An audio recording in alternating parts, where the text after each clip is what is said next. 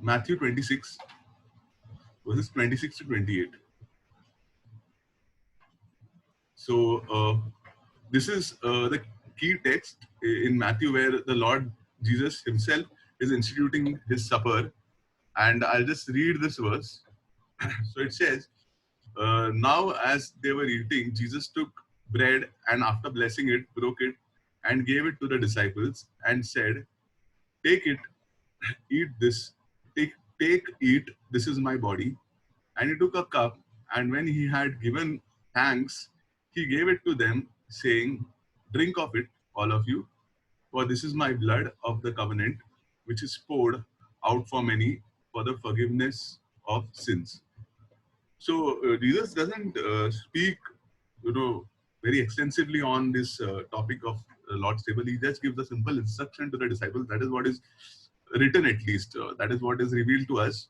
We don't know about some, off the book conversation, but this is the basic concept that is revealed to us in Matthew. And then Paul later on goes and amplifies on this. So here there are different keywords, but I've just, for the purpose of my message, I've highlighted a few keywords here.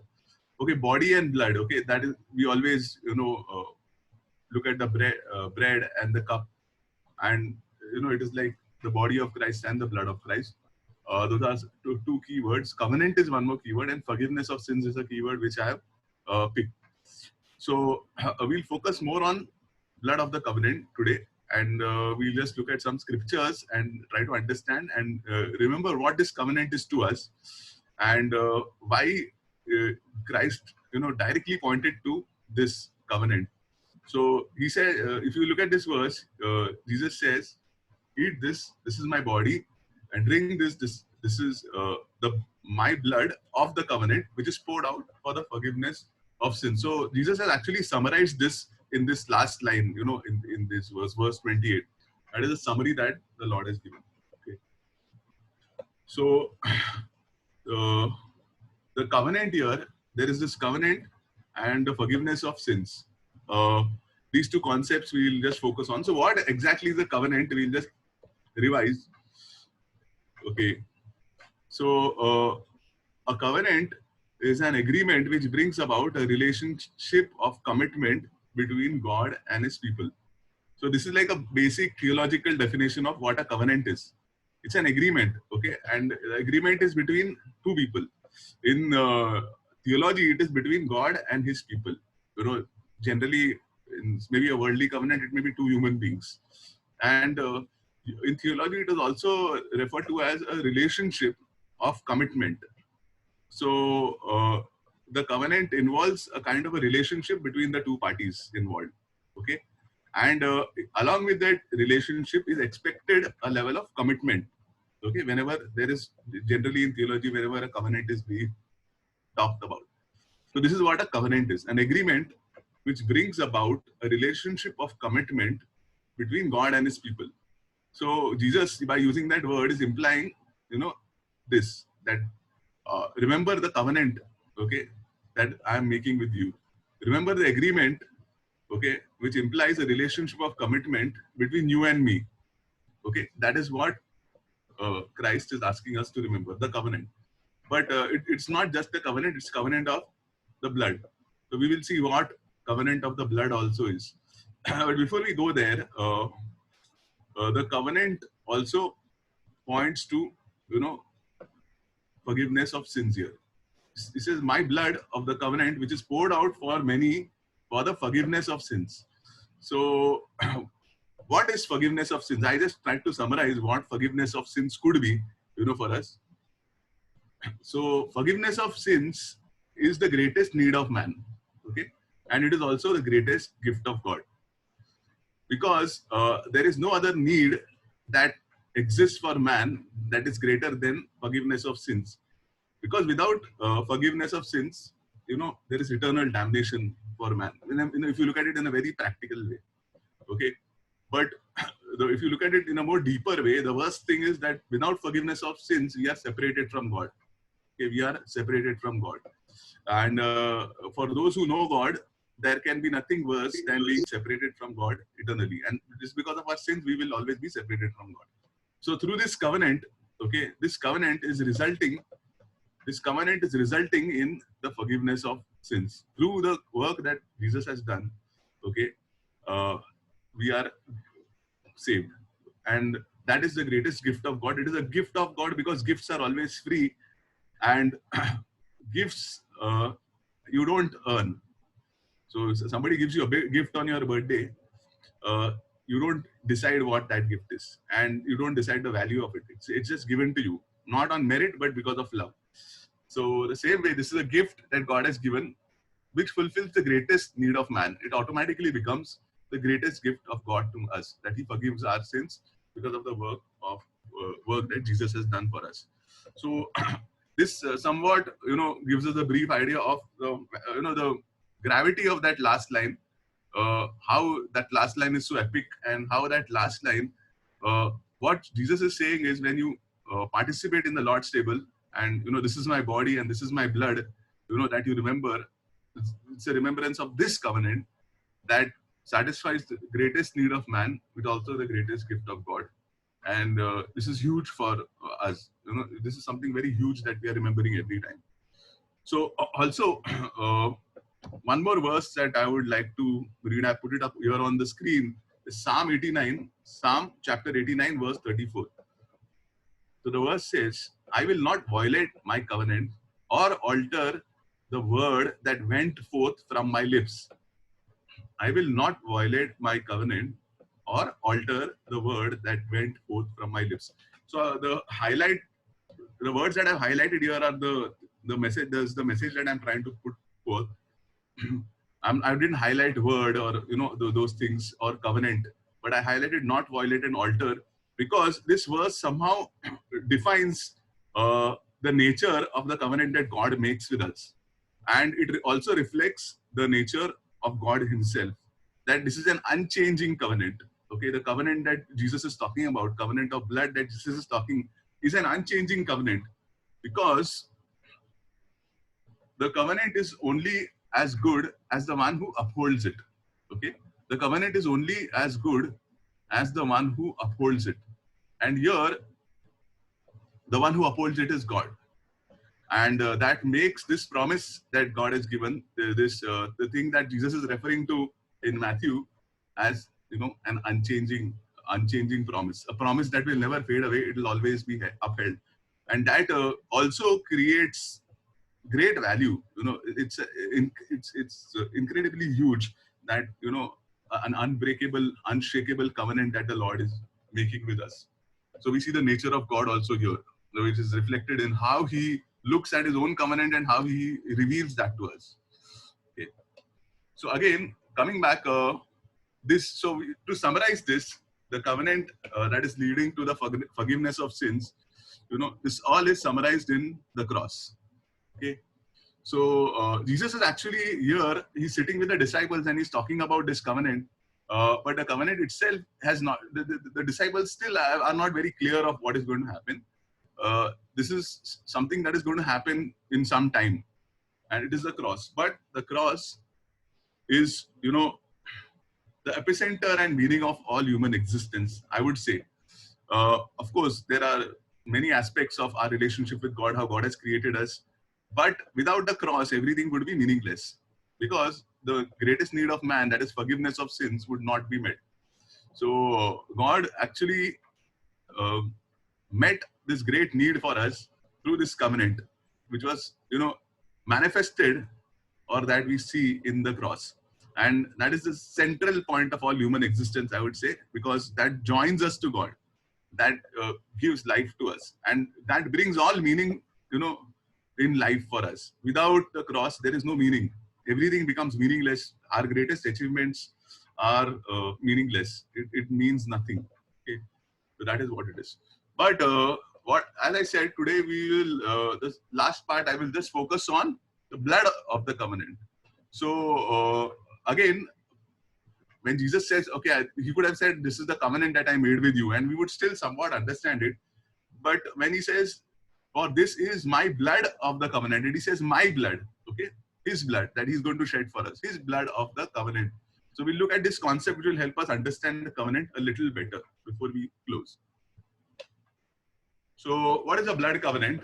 Again, this is a concept that we have shared in church multiple times. Multiple brothers have shared this, but I'll still go through it as a revision. So a blood covenant is a covenant sealed with blood. Okay, and this is a very simple way of saying it. But a proper illustration of this would be how the covenants used to happen early on in Genesis in the Abrahamic period. So in Genesis 15:9 to 10, you can see uh, how God makes a covenant with Abraham. Okay, so this is the instructions, okay, God is giving to Abraham. He said to him in Genesis 15:9 to 10, I'm reading, he said to him, bring me a heifer 3 years old, a female goat 3 years old, a ram 3 years old, a turtle dove, and a young pigeon. And he brought him all these, cut them in half, and laid each half over against the other, but he did not cut the birds in half. So this is the image that I got from the net. There are not many images actually depicting this. But it's like, the animals are cut and the birds are laid on two sides and blood flows in the middle. Okay. It's like a division that is made. So this is the first step of making a covenant, making a blood covenant in the ancient days. The animals are cut and all the blood, kind of flows in the middle. And then it's like a pathway between these cut animals that is made. This is very critical. Okay, before I go to the next slide also is what happens is when two people are making a covenant, both of them walk through the cut animals. They walk through the cut animals, walking over the blood. And what it means is that if you don't uphold the covenant, you will be cut like this. Like this animal, you will be cut into two pieces. And that is like a blood covenant. That, a covenant that if broken will cost you your life. That kind of thing. That is a covenant that two men also would make in the ancient of days. But here in this case, God, when he's making this covenant with Abraham, what happens is when the sun had gone down and it was dark, now here Abraham has actually gone to sleep, okay? Abraham is in deep sleep and Abraham has no role to play. The animals are cut and left. But when the sun had gone down and it was dark, behold, a smoking fire pot and a flaming torch passed between these pieces. On that day, the Lord made a covenant with Abraham saying, to your offspring I give, the land. Okay, I've just put ... So he gives a lot of land to Abraham. A promise is made. But also in this Abrahamic covenant that was made, only God went through the pieces, which means that only God is responsible for upholding the covenant. All responsibility of Abraham does not exist anymore. That Abraham is not the guy who is going to uphold this covenant. So that is the reason, if you look at the previous verse that I showed, that, where God is saying that,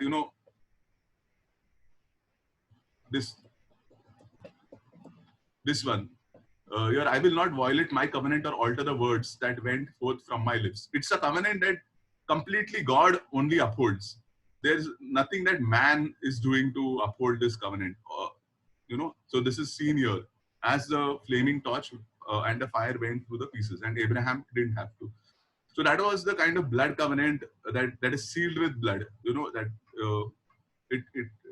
it's like your life is locked into that covenant. That kind of thing. That covenant God made, but here only God is going to uphold it. So, but what is the significance of blood? So blood, again here, we'll just read Leviticus 17:11. So, for the life of flesh is in the blood, and I have given it for you on the altar to make atonement for your souls. For it is the blood that makes atonement by life. So again here, if you look at the previous example of how the people in the ancient days, they did this covenant this blood covenant where, if you pass through those cut pieces and then break the covenant, then you will also be cut like that. So your life is at stake. So there is a life at stake. That is how seriously you must take the covenant. And here, this verse in Leviticus is saying that the life of the flesh is in the blood. And we know that a small cut on a wrist, and if the blood is drained out, you can die. Even our heart, there are a few organs that are very lethal. Like somebody stabs you in the heart, you will probably die.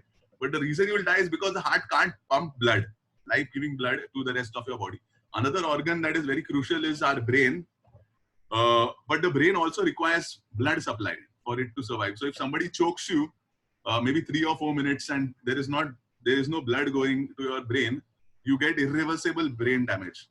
So even the most important organs of your body need blood. So blood is life, and it represents life. It's like the picture or for life, and that was understood even in the Old Testament. But here also, I want you to remember that Jesus is saying, "My blood," my blood covenant. So here it is, because we know even the Bible says that for it is impossible for the blood of bulls and goats to take away sins. So we needed the blood of a perfect person, a perfect savior, to be shed so that our sins could be taken away. And the blood of bulls and goats in the Old Testament always only pointed to the cross, to the imminent coming of the savior who would be perfect and who would take away our sins. So this somewhat throws some light into the concept of blood covenant that Jesus is mentioning. So I'll close with this. As I close, I would just summarize with 2 points. Okay, I try to make an image here. Okay, you cannot represent God in an image, but the covenant is the greatest unequal transaction in human existence in all time. I feel that unequal in the sense, our God, who is so perfect and sinless, He came down and died for. This dot is like us. We are actually nothing. We are like a small dot. Uh, and God, He loves us. He created us, but as sinners, we are nothing. But God only gave to us through this. In this transaction, God only gave to us. And I mean, it looks unfair, but because we didn't do anything to deserve this. We are undeserving of the grace that God has given to us on the cross, but God still gave it to us. So though it seems to be unequal, in the sense that God on one side and we are sinful beings on one side, it also represents the greatest act of love, that God Himself, died on the cross for us just because of pure love that He had for us. And this is the covenant that God reminds us of. This is the covenant that God, calls us to remember as we come and remember Him. We remember His cross. When He says, "Remember this, participate in this table, participate, have this bread and have this cup, and remember the blood that I shed, and the covenant that I made with you, so that you have life, so that you are forgiven, and so that you can be with me." And that is the greatest act of love that Jesus has, done for us.